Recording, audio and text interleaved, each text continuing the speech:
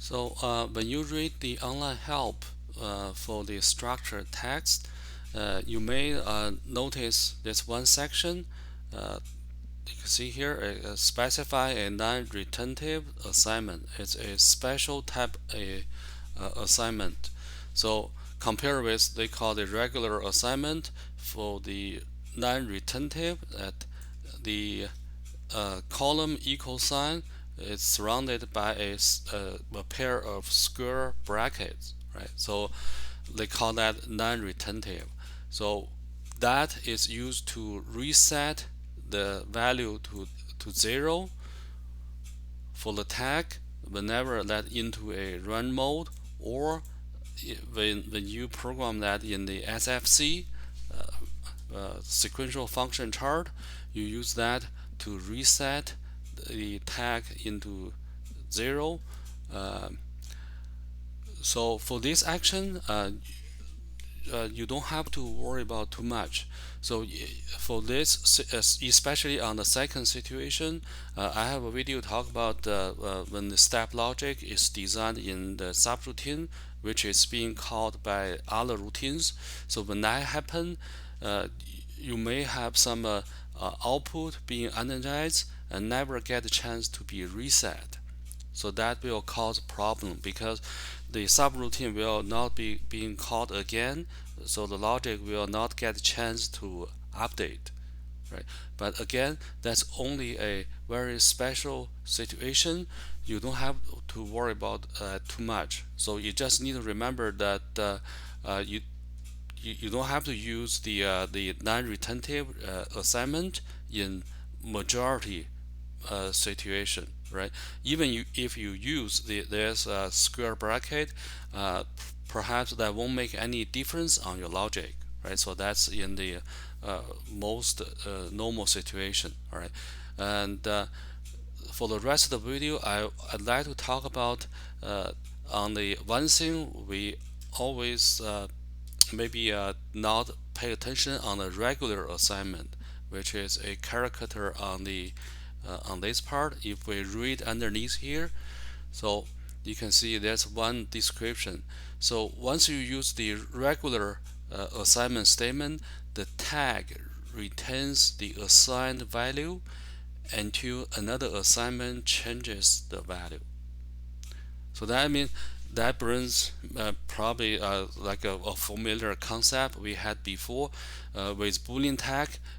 Is similar to latch, unlatch, right? So once you latch it, even the trigger become false, the value stays, right? And then unless you use unlatch, that won't automatically change to the 0. Also similar to the instruction with double integer move. If you look at the previous video, or if you're familiar with that, whenever you use move to assign a value into a double integer, that value also stays, right? So unless you use move instruction to assign a different value, right? So that's very similar situation, but when we use that in the logic, sometimes we need to pay attention to that, be careful. I think I can just explain that by example over here. So right now I have only one line of logic, so PL equals PB, right? So I have the push button right now is released, so PL is off, right? So you understand that value being assigned down there. So when I press hold the button, so the PB change value to 1, and then PL being assigned with the value 1. So that's why you see the PL is on. Right now I'm holding that. So when I release it, it goes to 0, and then the PL is off, right? So this is a very basic operation, right? So but if sometimes if we have this kind of assignment inside the if statements, so that may have some situation we have to be careful, right? So now you can see I use the double slash to comment out the first line, so line number 1 will not be running. So currently the line number 3 to number 7 is being surrounded by this slash and the star, right? So that's in color green. If I remove it, right, then these 3 lines become active, right? So if I finalize here, so this is the program gonna run. So what I trying to do over here is that I check if the button pressed, right? When the press it become true, then pilot will become 1, right? So then that's the end of if. So probably when you first see it, okay, that's very similar design with the line number 1, right? But it turns out it's different. So right now let's try it. So if I press and hold it, it's on, right? It's the same as the line number 1. But when I release it, notice the PL is still on. So that's what I just talked about. So when you use the assignment to assign the value into PL, and then you use another assignment to change the value, the value 1 stays there, retain there on PL. So that's why you see this is on all the time, right? So okay, so this is how do you understand this statement, just for discussion purpose, all right? So if you may think, okay, so if 1 it doesn't work, maybe we should try same as the before, change that to PB, right, to see if that will work or not, right? So finalize, and right now PL is still on, and that's just manually change that PL back to 0, right? This is what we call the watch window, right? Directly I can modify the value by that, right? Change back to 0. You can see the PL is off, right? So I just temporarily use this to manually change the value to 0. So let's try again. So if I press and it's on, that's right. When I release, I hope that will go with the push button, return back to 0, but it didn't, right? Because right now PB value is, you can see there, PB value is 0, but the PL value is 1, right? The reason for that is that because it's within the if statement. So if we'll check this condition, only when this condition become true, it will execute the instructions within the if, right? It's different from the regular OTE in the ladder diagram, right? So like right now you can see the value on PB is 0, right? So this is represent the logic false. With logic false, this statement, line number 5, will not be run, will not be executed. So that's why it didn't update on that. All right. So of course that you say, okay, then I'll just use the line number 1 to do this kind of operation. Yes, that's one solution. Also probably easier, right? Because we don't need to use if. But in other situation, complicated situation, you have to be careful with this assignment inside the if statement. This is the point I want to let you understand. All right, so this is the first part I want you to be aware with that. Okay, so let me you may say, okay, so in some situation, if we have to use if, right? So then how do we solve that problem to get this same result as the line number 1? All All right. So for that, if you remembered with the if, right? So we can add optional component, right? So if PB is uh,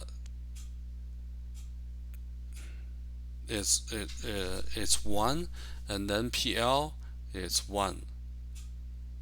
All right. So then let's try this one. We can add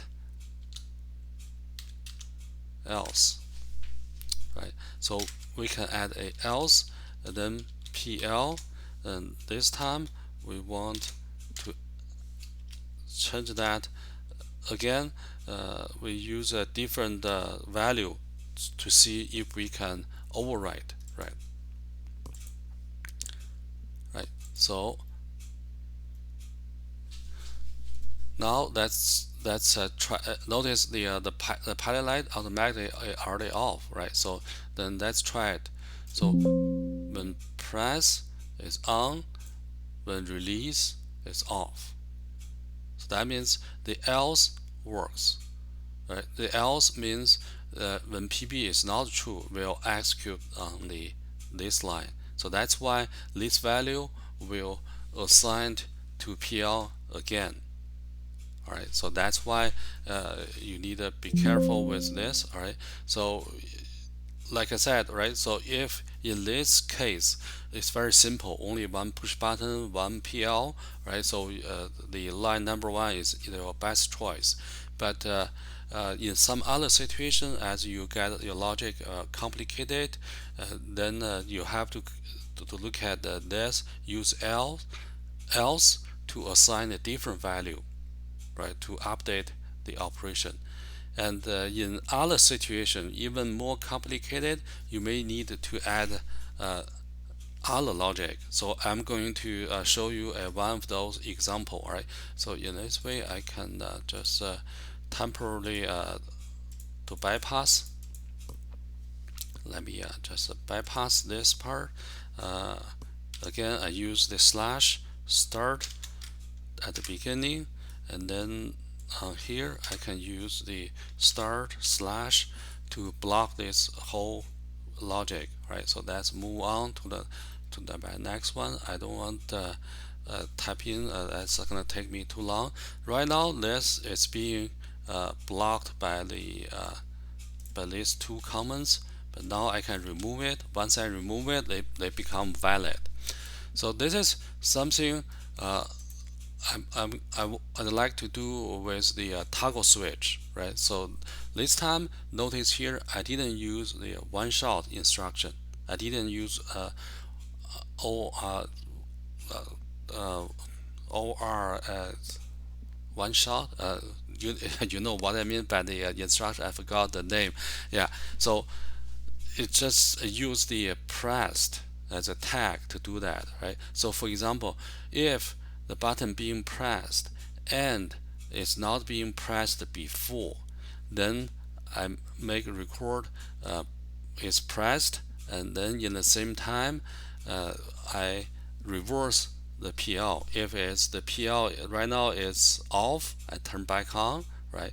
And then in this way I use the press so I don't go in again, right? Because once I set up the value 1, this one become 1, and not 1 becomes 0. So then this whole expression become false, right? And then this part of logic will not run. They only run one scan. So basically I try to make my own one scan instruction, right? Let's see if that will work or not. Right. So again, this is not the best choice, best solution, but I just want to use this one as an example. When you see in the complicated logic, something will happen, right? So if I press and hold, you can see the toggle switch is on. The pilot light is on. When I release, it stays on. That's good, right? So that's good. But when I press for the second time, you can see here, it didn't update. Right? You only work for the first time. All right. So based on this logic, that's what you see on here. So I'm gonna give you some time to look at it. If you want figure out the problem, you can pause the video. Maybe you can start to think about it, and then I will review my answer to fix that problem. All right, like I said, if you want, you can pause the video to have a look, to try to figure out how do you fix the current problem without adding the one shot. Okay, so now I think maybe I can let you know my solution. So my solution, I think it's I need to delete more lines. I think I add underneath here. Right, currently coming out on that. Yeah, it's coming up. You can see here. So this is my solution on here. Currently, that's being coming out. Right, so I need to delete this, delete this. So over here, you can see I add another if. So when button is not pressed, then the tag pressed over here is 1, then I reset to 0. Let's see if that will work. All right, so finalize, and when I finalize, you will I'm not sure. Let's see what happened. Oh, it's still on. All right, so but we can try it. Right, it's off now. Then when I press, it stays on, and when I press second time, turn it off. It works. So right now you can see the solution. This is a solution with the toggle switch, right? On, off, right? So that works. As you can see on here, with this design, a little bit complicated because this assignment is inside the if, right? It didn't get updated, so that's why I add another if to update to different value, right? So that means you can change that into the current situation. All right. So the other question I want to leave to you is that let's try again. All right. So let's try online edit again. I will try to use the different solution. Sorry. So that's here, and then I block this part. So remember I talked about before on here. I added the else right within there. So what if here? So you may think, okay, maybe we can just do it here, else, right? So else, and then pressed. Then we can use this assignment to 0 to update the value, right? Similar to what we did on the line number 36 to 40, right? So you may think, okay, I only add one line, update the value to 0 with the else, right? So let's finalize this to try this solution, if that will work or not, right? So again, let's try it, right? So press, you can see here, sometimes works, sometimes not, right? So that's the result. It's inconsistent, all right? So I'll leave to you. I will stop here with the video, so you can look at this. You may figure out why this solution sometimes works, sometimes not, right? So what was the reason for this? All right, okay.